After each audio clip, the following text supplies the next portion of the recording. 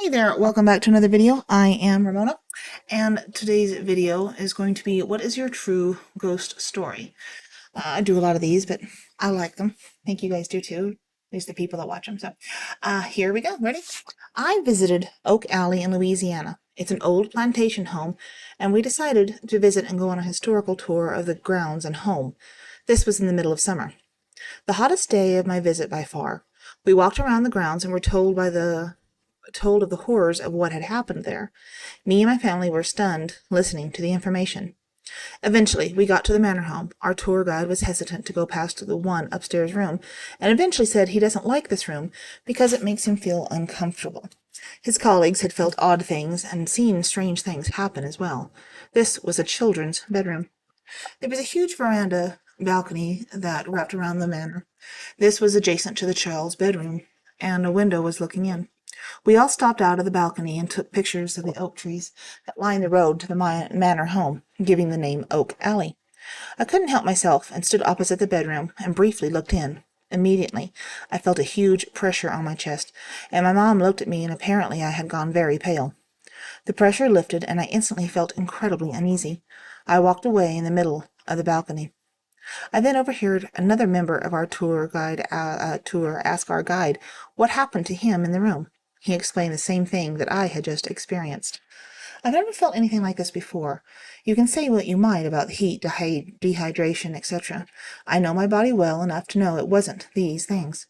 I had water on me and was used to the southern heat. I have never felt anything so unnerving before. I wish to never feel that again. It was spooky indeed. While visiting Mary King's Close, I entered the room, which was apparently haunted by a little girl. I swear to you, the moment I entered, I got a splitting headache. I left the room, headache gone immediately, as if it was never there. That never happened to me again. I was walking my 2-year-old son back from the playground. As we approached the pathway to get to the street, I noticed a youngish guy staring at us, a really hard, fixed stare. I was very aware of this, and it was weird and dangerous, and had all the fear feelings, dry mouth, pounding heart, etc. Thinking I was going to get mugged, I shouted something along the lines of, "Hey, you all right, mate?" and kept walking towards them. They walked back around the corner, out of sight. I put my son in his pram and left him there while I went around the corner. No one was there. The path was 6 feet, fences on each side. Feeling pretty spooked, I got my son and hustled down the path. About halfway down, a local dog walker I know entered the other side of the path. When I asked if she'd seen anyone running past, she said she hadn't seen anything. I racked my brain for a logical explanation, but there really was no way anyone could run that path or climb over those 2 fences in the 2 seconds it took for me to turn the corner. I've asked locally, and no one has seen anything similar. I have never seen anything, but I remember the number of years ago, in my last place, I heard dogs walking around the upstairs, but all of our dogs were downstairs with me in the same room, and asleep. I've never seen any ghosts, but I've felt manifestations. A couple of months after my father died, I could swear I felt his hand on my shoulder when I was alone in my bedroom. Then when we got each other to celebrate our family's first Thanksgiving after he died, I thought I felt his presence in the kitchen. It made me feel gloriously happy for a couple of moments, and then it went away. I've also felt cats rubbing against my legs when there were no cats in the room. I used to live in Almsmerk, Lancashire, a town near Derek Acora? Sorry if I'm butchering these. Once called the most haunted town in England. Take this information with a pinch of salt, as it seems necessary. In my second year of university, I moved into a seemingly nice house off campus. It was newly renovated, with spacious rooms and a great location. The landlord wasn't the nicest, and the house started to fall apart after the first month of living there. But that was to be expected with student houses. Initially, everything was fine, but soon strange things started to happen. One night around 4 a.m., I was up late watching TV in my room. As I was about to go to bed, I heard 2 men talking outside my door. Their voices were unfamiliar and unsettling. I lay in bed for 10 minutes, trying to place the voices, but came up blank. The conversation continued, calm and indistinct. My curiosity got the better of me, so I opened the door and found no one. The voices stopped abruptly, leaving an eerie silence. I lived with 4 girls and one other guy, whose room was on the ground floor. None of their male friends had been over that evening, and they weren't having a night drinking, so it wouldn't have been making noise at that time. My room was at the end of a long corridor, isolated and above the kitchen, a strange place for a conversation. The house was at the end of a terrace, and our elderly neighbor's house didn't extend as far back as ours. Furthermore, I was the resident night owl of the house and was normally up later than all of my housemates, unless they were having a night out. Another unnerving event happened during Christmas break. Most of my flatmates had gone home for the season, but I stayed behind later than most of them. One night, my housemate Shauna and I were downstairs watching Educating Yorkshire while we heard something slowly rolling down the landing above us. The sound seemed to go on forever, followed by deliberate footsteps descending the stairs. We froze, staring at each other in terror, waiting for whatever was coming towards us to move, or to reach the living room that we were currently inhabiting. Eventually, I mustered the courage to investigate, but found nothing. The house was empty aside from us. After Christmas break, the events of that night were still fresh in both mine and Shauna's heads. We asked our flatmates if anything in their rooms had been moved or had fallen off the surface while we were on break. Apparently nothing seemed out of place. But we learned from our other housemate had experienced strange noises, too, like footsteps on the staircase and something rolling outside their bedroom doors. One friend, who didn't live in the house, even saw a shape running from the back gate towards the kitchen window and then vanish. Everyone was relieved to move out.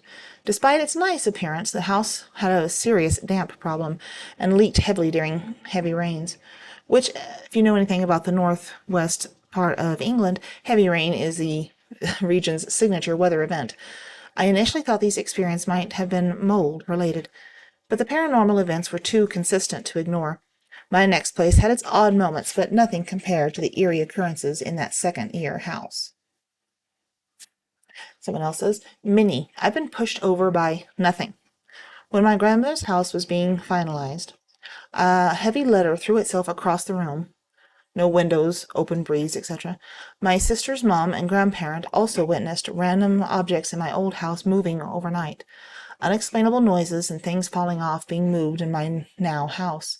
Curtains being opened in the middle of the night. Lots of situations where I had a cold chill randomly freeze my spine.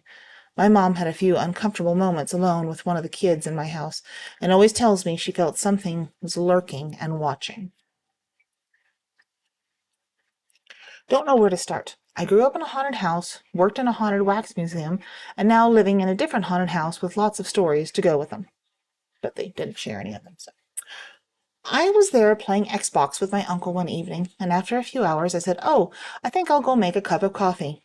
About the same time after I said that, my kettle switched on by itself, and the water began to boil. I wasn't necessarily freaked out, but I was scratching my head in confusion. My cat also follows something around the flat from time to time, but never shows any sign of aggression, fright, or defensive stances. In fact, she purrs at nothing and head rubs in mid-air. So I believe I have a ghostly ancestor visiting me from time to time who checks up to see if I'm okay, which is quite nice. I recently saw my dead neighbor sitting in his truck across the road. Growing up, we had a neighbor who was affectionately known as Tiny. He was the nicest man and would often plow our driveway for us during the winter. When I was around 15, he was diagnosed with cancer, but was in treatment on and off for a while. One evening, I took our dog for a walk and saw Tiny sitting in his truck listening to music. I waved to him, but he didn't seem to notice me, so I just kept walking. When my mom came home later, I told her that it was nice Tiny was home, and she told me that he had died earlier that week in the hospital.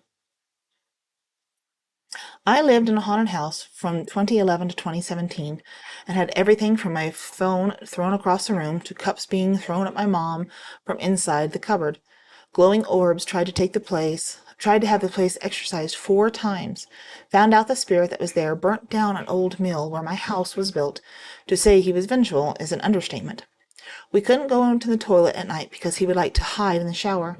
You could actually see him through the mirror. Hell, we are convinced at one point he possessed my dad when the bathroom was being decorated. We eventually found out that this spirit liked to use mirrors, as we had one in the front room, and when we were moving out, we removed this said mirror and found scorch marks on the wall. excuse me, we actually just left that mirror in the middle of the room. My brother was the last to leave that house as he went back for a shower, and said that all you could hear was banging from everywhere upstairs. Yeah, be very careful with mirrors. I am a huge believer in not having mirrors all throughout your house because experiences.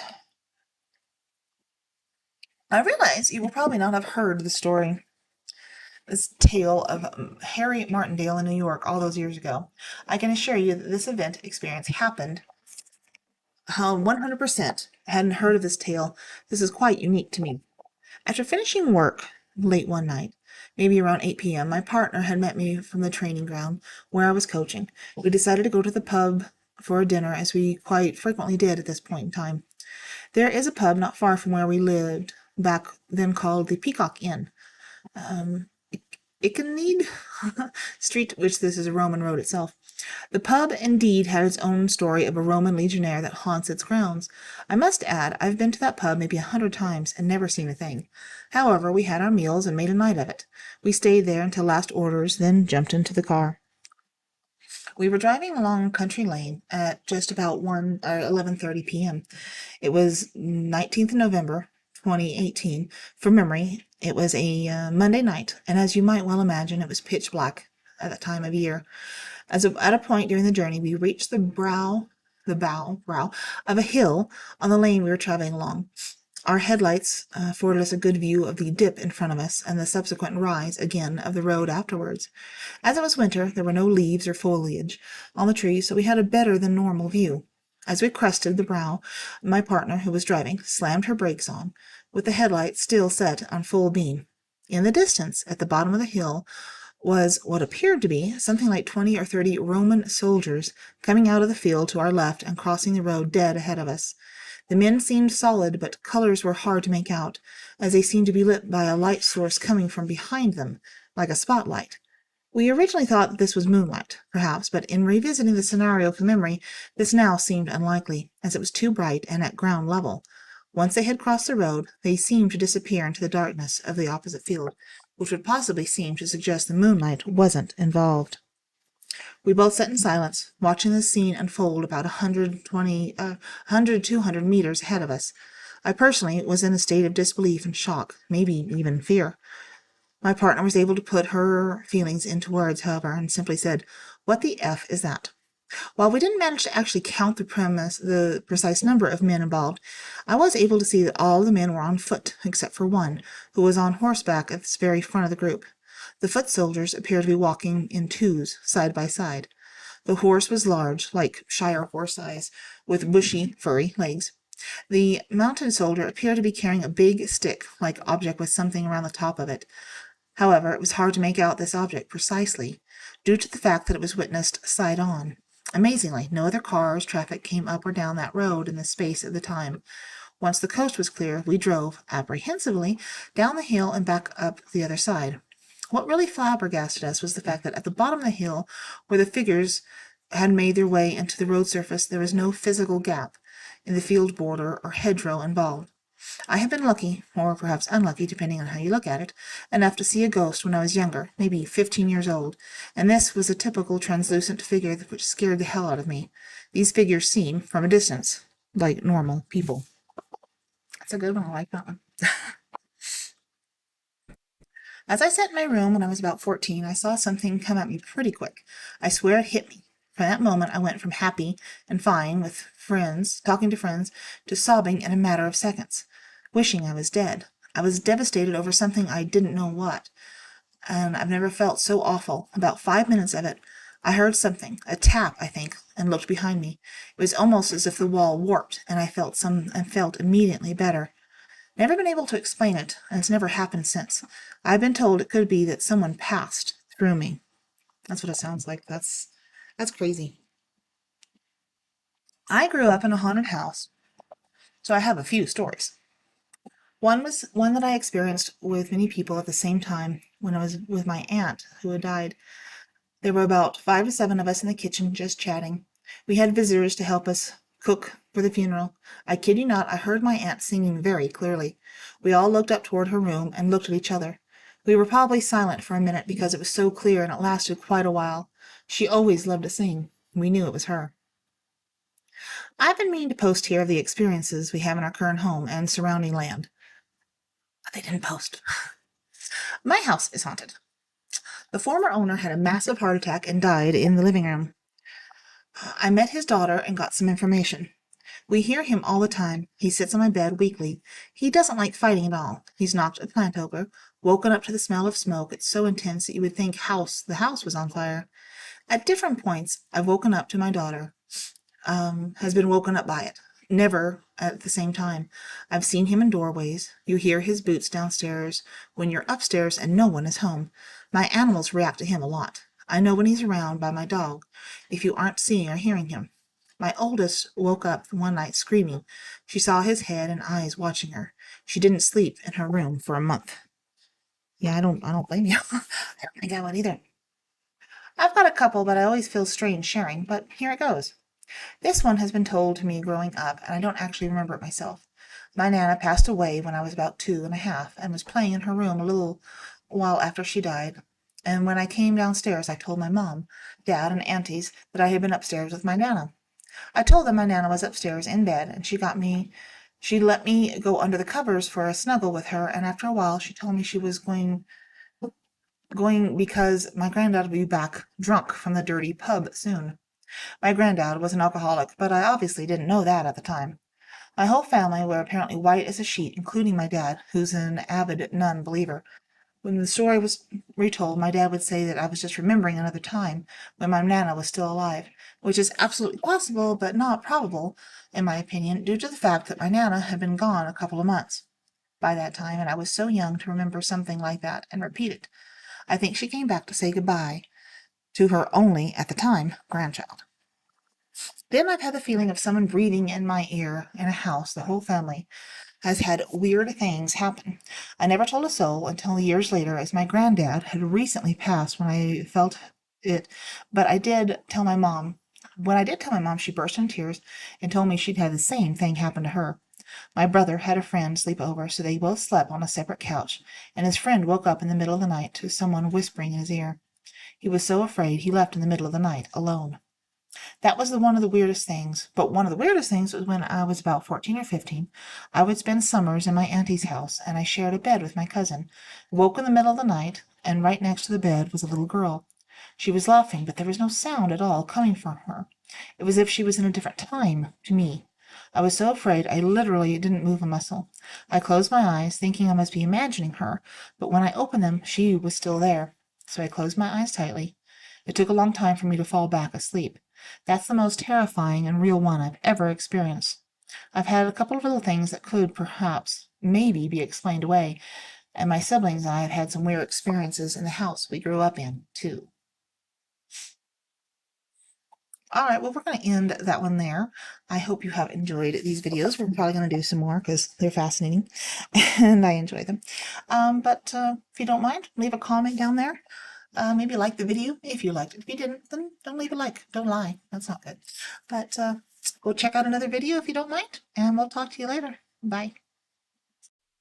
Hey there. So for all of you coloring book enthusiasts out there, I have a couple over on my Amazon authors page. This one here is called the Easy to Color coloring book. It's good for kids. It's also good for older people like myself that have arthritic conditions, and it's hard for me and not quite as enjoyable to do a lot of those little intricate coloring books. I still love to color. I color quite often. It's just I don't have the skills and the fine touch to do a lot of the more intricate stuff. So I created this one to color and have fun with, and I'm pretty proud of it. It's the Easy to Color coloring book. And there's quotes on the opposite pages for most of them. Some of them didn't take apparently because my formatting skills lack, but keep trying, right? So if you're interested, go look at them. There's a lot there to do. They're all hand drawn, so you know that's something if that matters to you. It's not computer generated. It's all done by hand, which I know a lot of people would say, well, wait a second, if you have arthritis, why don't you just computer generate it? I'm not that fancy, as you can tell. But If you're into coloring or you know someone who is, even if it's kids, buy one of these and leave it. So if you have a niece or nephew that comes over and they're annoying you, you can just hand it to them and no one will care, right? Anyway, uh, so go check it out. Check out some of the other stuff on my author's page over on Amazon. And we'll talk to you next time. Bye.